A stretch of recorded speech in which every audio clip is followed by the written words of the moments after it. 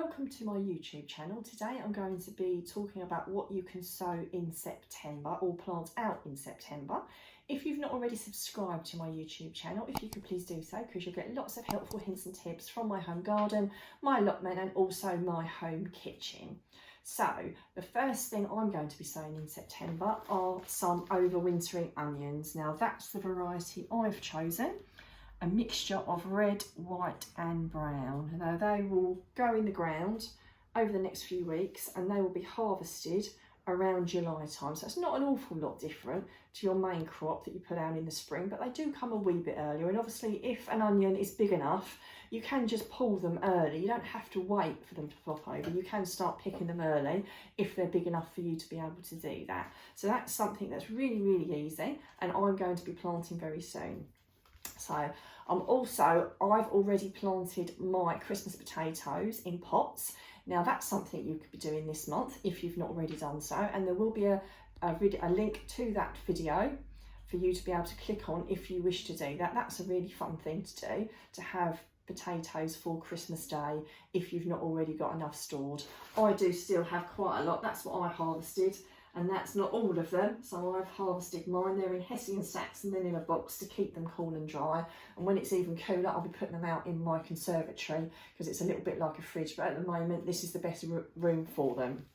So the other thing you could be starting off are broad beans. I personally won't be starting mine off yet, but that's one you could if you wanted to. I will also be putting out my cabbages. I've got some Savoy cabbages that are already started off that are in my greenhouse that I will be putting out soon. And if you've not already started off some cabbages for the spring, then you can go to a garden centre and pick some up there and you can put some of those out too. So cauliflower is also something you could be starting off if you wanted to, but again, you can check out garden centres to see what's available there for you to be able to plant them out.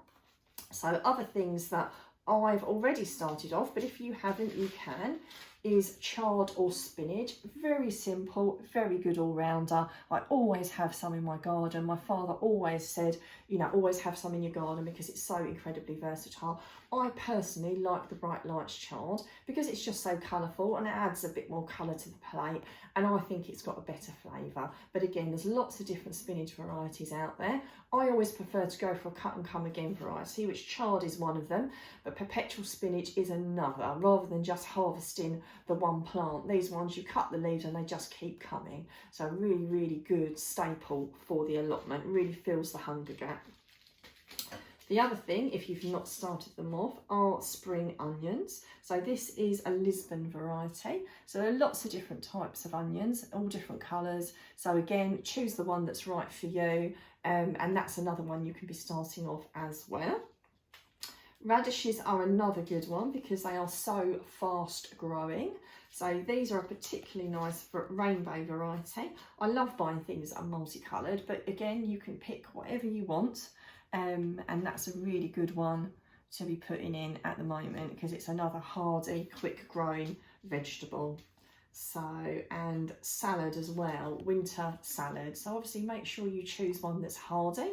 This is a particularly nice one because it's got mixed spicy leaves, but there are lots of varieties out there. Again, have a look around and just choose what's right for you. Obviously, if you've got a polytunnel or a greenhouse, you've got some frost protection, but if you haven't, just bear in mind that it's going to be outside, but you can always cover them with a little bit of fleece to protect them. So that's another really lovely variety that adds a lot of colour to your plate.